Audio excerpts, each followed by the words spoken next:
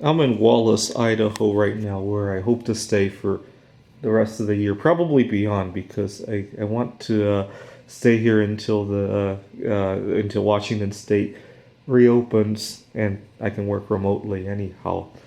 And I just moved everything from my car into my apartment because I want to clean it again. And every time I move everything out of my car, I'm always surprised at how much stuff there is because I've become very good at packing everything into my car. You got to keep in mind I drive a Mitsubishi Lancer. So I thought I'd talk about some of the stuff I do have in my car. Um, See, to give you an idea of the kind of crap that I hoard, this box right here, at the beginning of COVID-19, when I had to order a bunch of stuff online and it was taking weeks to show up, what used to be 2-day delivery became weeks. And so when the box finally came, I was really excited. And I decided to keep the box because I thought it was part of the COVID experience. And I just hate to throw it out now. And especially after I've kept it for 8 months. Um, Here's a Bible that I found. I found it while somebody was moving, and I found it with amongst their trash.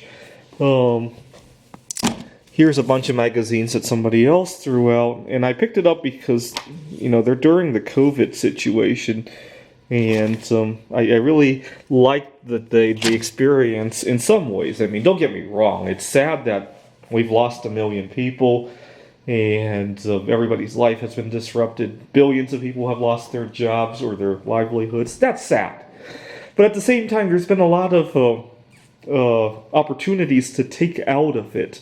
I wrote a number of computer games. I've networked with a number of people. I broke up with my girlfriend, which I needed to do at some point. What else has happened? I've used the opportunity. That's what I mean by liking the experience. Don't get me wrong. People have died and suffered. Don't get me wrong about that. But I like that I've been able to extract, and I think a lot of people I know have been able to extract out of it. And so that's good. See, I don't know why people are hoarding toilet paper. I've been hoarding sanitizers and food items. I'll get to my food later. I'm very lucky to have had this at the beginning of the COVID-19 crisis when you couldn't find anything else.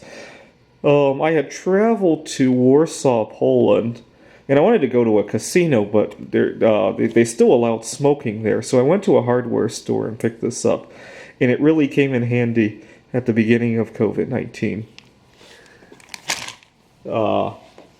I'm not sure if they've done any studies on this. Here's an ozone generator, and I could turn that on and it could deodorize of all the surfaces and of the room. I'm not sure if it would kill COVID-19. I wish they would do a study on that. I also made, you guys saw this on another video, an electrolysis device that makes chlorine. Obviously, you have to adjust a little bit for it to make chlorine gas. What I made makes very little chlorine gas. It makes sodium hypochlorite. But with some adjustments, you can get it to spew out chlorine gas. And I don't know. I wish somebody would do a study on which one's better, the ozone or the chlorine. Ozone dissipates much faster. That's why I usually prefer that for deodorizing purposes. I'm programming a number of board games, and obviously it helps to have the hard copies on hand, and also to take photographs so I can use the images for the graphics. Here's a puzzle I got at the beginning of COVID to keep myself busy. I still haven't been able to solve it. I'm not sure if I could write an AI for this. I'd have to be able to render some of those shapes in some way. Some more sanitizer. A bunch of antique books. They're all packed in suitcases right now. You get the idea. I think I know why I started hoarding stuff. When I was a teenager, the dollar was losing value fast. We had major inflation. So when I was 16 years old, I think, gas prices had gone up from about $1, and then a few years later it was $4 or $5 a gallon. and gold prices, which I followed because I collected coins, not those big gold coins, but tiny ones at the time.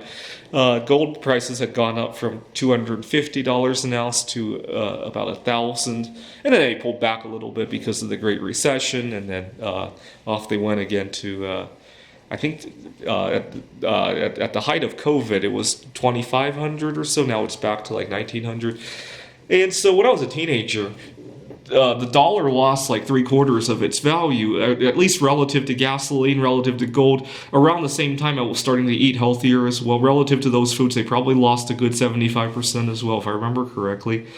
Relative to traveling overseas, right? Because I went to a conference in Italy in 2010, and I didn't travel for quite a bit before that though, because I had a fear of flying. Okay, so I remember thinking that I got to hold on to something physical.